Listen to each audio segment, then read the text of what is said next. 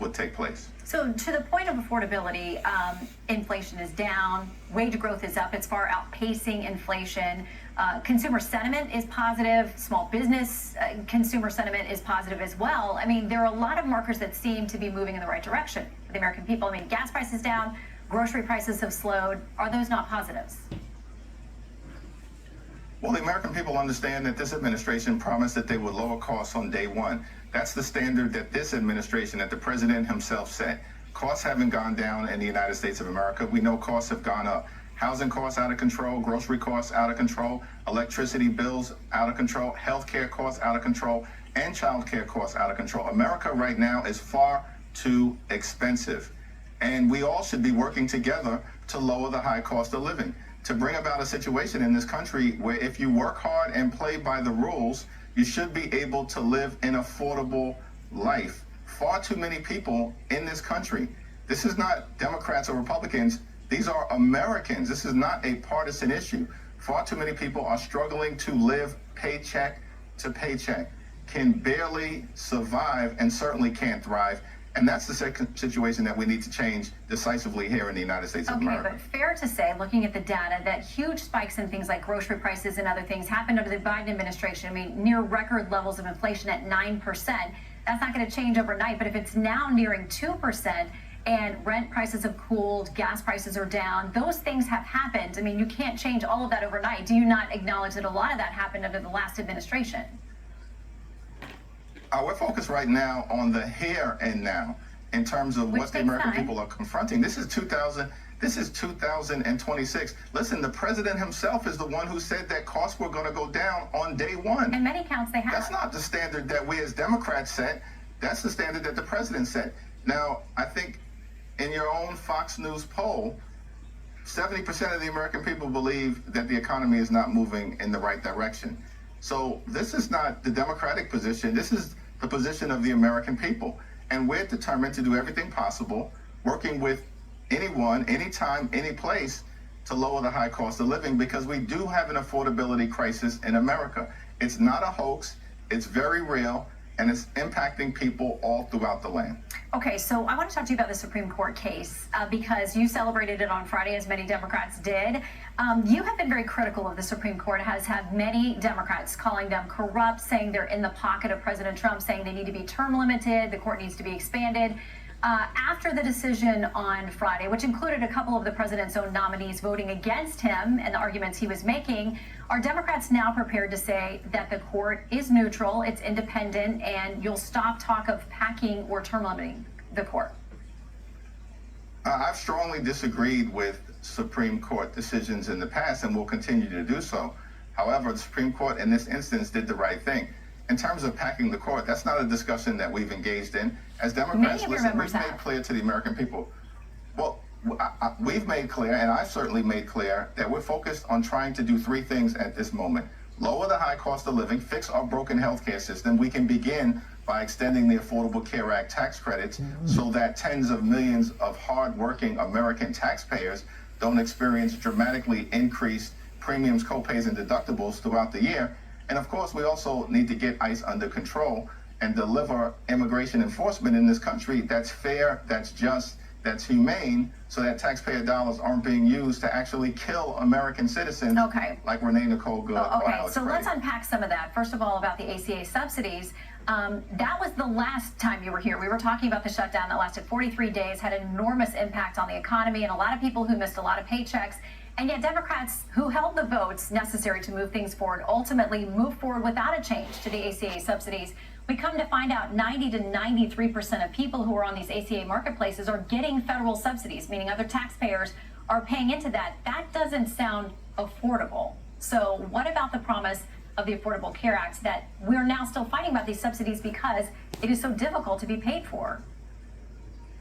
Well, with respect, listen, we have a broken healthcare system and we need to fix it in a comprehensive way. Ideally, we should fix it in a bipartisan way. Part of the challenge that we've confronted during this administration is the one big ugly bill enacted the largest cut to Medicaid in American history. As a result of that policy, hospitals, nursing homes, and community-based health clinics are closing all throughout the country, including in rural America. People are struggling. And part of the way in which we can fix this is to extend the Affordable Care Act tax credits to impact everyone in blue states, in purple states, and in red states. In fact, in Republican-controlled states, people who have lost their Affordable Care Act tax credits are suffering the most. We're talking about states like Wyoming or West Virginia, Alaska, South Carolina, Texas. These are states where people are struggling. So we're trying to resolve this issue on behalf of everyone.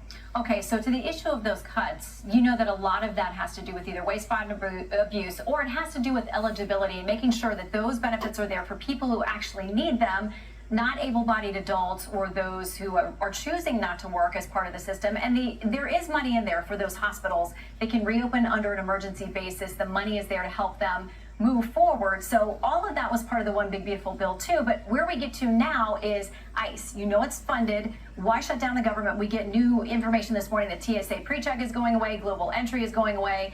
You know, there's real worry now. TSA and FEMA are not going to get paid. There's a winter storm coming to your northeastern location there.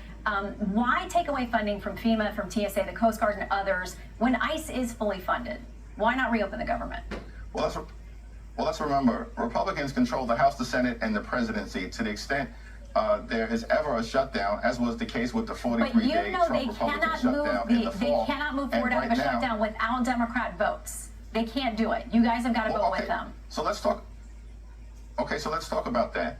Our basic value proposition is that taxpayer dollars should be used to make life more affordable for the American people, not to brutalize or kill them, as was done with an ICU you're not going to shut down nurse, ICE Alex as Preddy. part of this shutdown. And those are tragic cases that are being investigated and must be. We need answers on that. But I'm happy to respond. ICE is not going to shut down. I'm happy to respond if you give me the opportunity to respond. So we believe that this moment should be used to make dramatic changes to ICE that are bold, that are transformational, and that are meaningful, that include lifting up the Fourth Amendment and ensuring that judicial warrants are actually required before ICE agents can break into the homes of the American people. We believe there should be independent investigations so that if ICE breaks the law, state and local authorities can investigate and prosecute them, as is the case with every other law enforcement agency in the country. We believe that sensitive locations like houses of worship,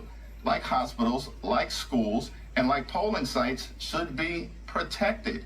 These are basic common sense demands that have been laid out. And unfortunately, rather than dramatically reform ICE, the administration has decided to shut down FEMA, shut down the TSA, and shut down the Coast Guard. They will say your votes are doing that. And, you know, there's a lot of debate in there. We hope you find some common ground, because there are some things there it sounds like Republicans agree with you on as well, and the American people too.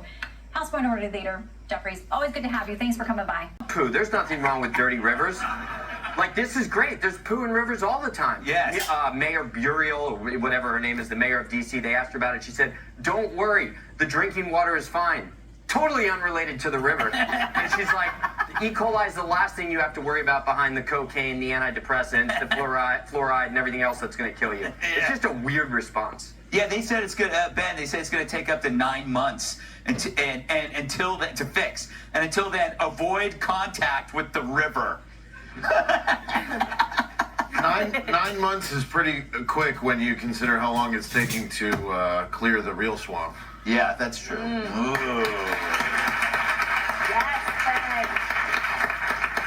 that is what you call red meat, my friend.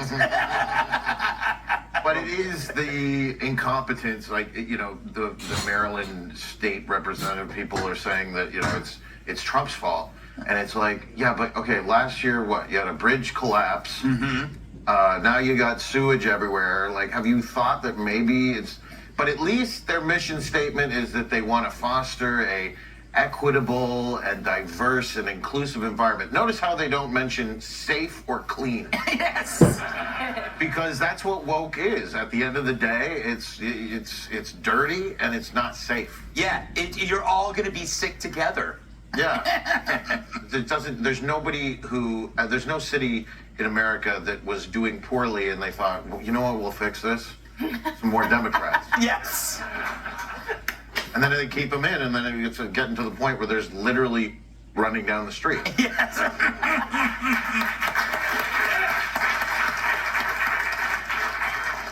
Tyrus, they are gonna. If Trump was, if a Republican was the governor, Right. it would be all over the place. Yeah, well, that's usually what happens.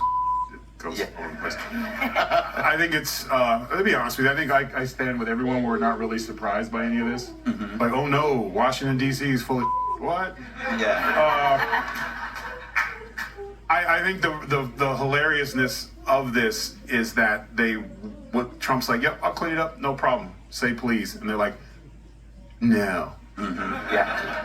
So maybe they should have woke baptisms in the river of purity.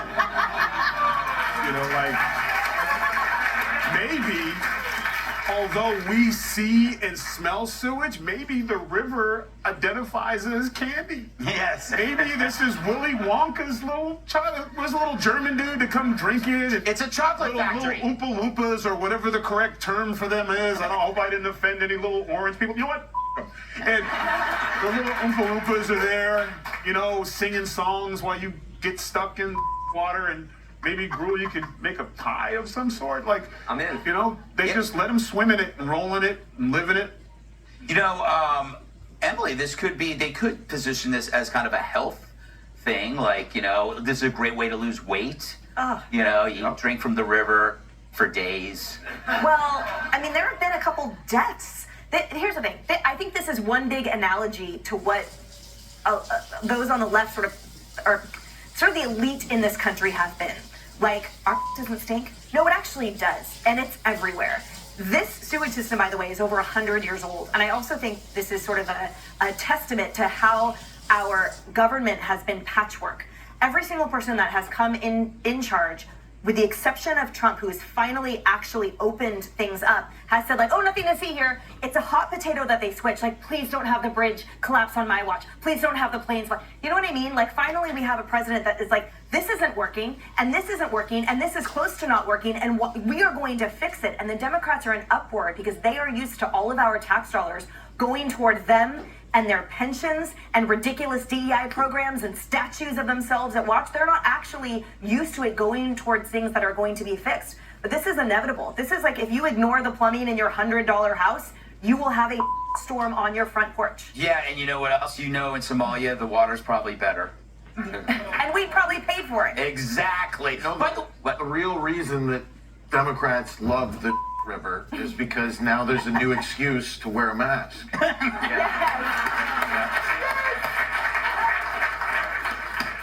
We shall end on that.